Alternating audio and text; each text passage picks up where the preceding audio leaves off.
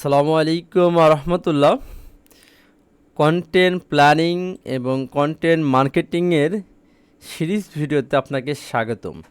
আমরা প্রতিটা আলাদা আলাদা ভিডিওর মাধ্যমে কন্টেন্ট প্ল্যানিংয়ের যে আপনার বিষয়বস্তুগুলো আছে সেগুলো ডিটেলস আলোকপাত করতেছি।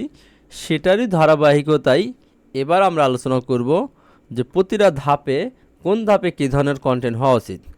তো আমরা সর্বপ্রথম অ্যাওয়ারনেস স্টেজ সম্পর্কে জানবো, ঠিক আছে? তো এই অ্যাওয়ারনেস স্টেজটা এইটাকে মার্কেটিং ফানেলের টফু বলা হয়, টপ অফ দ্য ফানেল, ঠিক আছে? তো এটা হচ্ছে ইনিশিয়াল ফেজ, ইনিশিয়াল ধাপ বায়ার জার্নির, যেখানে আপনার potential customer became aware of your problem, বা তাদের প্রবলেম সম্পর্কে তারা জানবে অথবা তাদের কী প্রয়োজন সেই সম্পর্কে জানবে। But then may not be aware specific solution, but তারা তাদের সলিউশন সম্পর্কে কিছুই জানবে না বা অ্যাড্রেস, ঠিক আছে? তার মানে এই ডিউরিং দিস স্টেজ, আপনার এই স্টেজে individuals are researchings, gathering information, better understand their challenge or opportunities. তো এখানে কি বলতেছে, অ্যাওয়ারনেস লেভেল এর টপ অফ দ্য ফানেল, যেখানে বায়ার তাদের প্রবলেম সম্পর্কে রিসার্চ করবে, তাদের যেটা প্রয়োজন সেইটা সম্পর্কে রিসার্চ করবে, ঠিক আছে? In awareness stage your goal as a marketer two attract attention your target audience and provide valuable educational content address their interest and the pain point. The content is not focused promoting a specific product or service, but rather on the building awareness and the establishing your brand as a helpful resource. Okay, awareness স্টেজটা আপনাকে খুব ভালোভাবে কোনো বুঝতে হবে। হ্যাঁ, awareness লেভেলে আপনি মার্কেটার হিসেবে আপনি তাদের প্রবলেমের সলিউশন দেবেন, আপনি তাদের প্রবলেমের সলিউশানটা দেবেন, ঠিক আছে?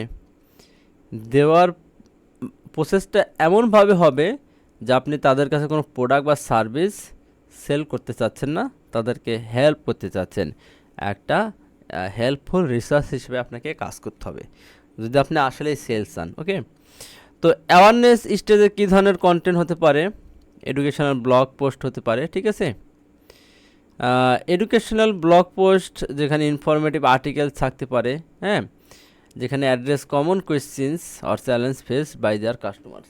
তার মানে আপনার যে কমন কাস্টমারের কোশ্চেন্স আছে সেই কোশ্চেন্সের অ্যান্সারগুলো দিয়ে আপনি একটা ব্লগ পোস্ট তৈরি করতে পারেন, একটা ভিডিও তৈরি করতে পারেন, ঠিক আছে? সাপোজ ধরে নেন আমি মাইক্রোফোন বা আমার হচ্ছে যে সর্দি লেগেছে, ঠিক আছে? তো সর্দি কীভাবে ভালো হয় এটা লেগে আমি সার্চ করলে আপনার সর্বপ্রথম আমি প্রোডাক্ট কিনবো না, সেই সম্পর্কে ইনফরমেশান জানবো, সেই সম্পর্কে আমরা ইনফরমেশান জানবো, ঠিক আছে না? এটা হচ্ছে বিষয়।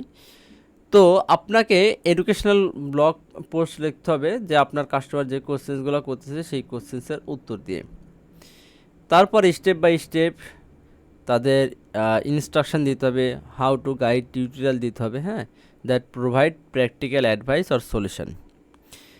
Infographics, visual presentation, data concept that are easily digest and share. আপনি ইনফোগ্রাফিক কন্টেন্ট তৈরি করতে পারেন, সাপোজ 10 স্টেপ, 10টা ধাপ, হ্যাঁ, how to rank your website. এই 10টা ধাপ আপনি ইনফোগ্রাফিক হিসেবে কী করতে পারেন, তাদের কাছে প্রেজেন্টেশন করতে পারেন। এটা একটা কন্টেন্ট হতে পারে। এই ধরনের কন্টেন্টও আমরা দেখাবো ইনশাল্লাহ। হ্যাঁ, ভিডিওস তো খুবই পপুলার একটা কন্টেন্ট, বিভিন্ন জায়গাতে আমরা ভিডিও ব্যবহার করে থাকি, তাই আপনি ভিডিওর মাধ্যমে তাদের প্রবলেমের সলিউশন, তাদের কোশ্চেন্সের অ্যান্সার দিতে পারেন। এরপরে ইবুক হতে পারে, আপনি ইবুকে তাদের প্রবলেমের সলিউশনগুলো সুন্দরভাবে লিখতে পারেন, ঠিক আছে? এবং সোশ্যাল মিডিয়া পোস্ট, আপনি সোশ্যাল মিডিয়াতে বিভিন্ন ধরনের পোস্ট শেয়ার করতে পারেন, ঠিক আছে? তো এই তো অ্যাওয়ারনেস লেভেলে কী কী কন্টেন্ট আমরা ব্যবহার করব সেটা সম্পর্কে একটা আইডিয়া পেয়েছেন আপনারা, থিওরিটিক্যাল আইডিয়া।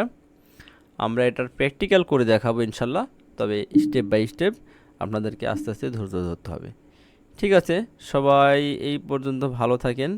আসসালামু আলাইকুম আ রহমতুল্লাহ। পরবর্তী স্টেজ নিয়ে ভিডিও হবে, আপনারা দেখতে পাবেন ইনশাল্লাহ।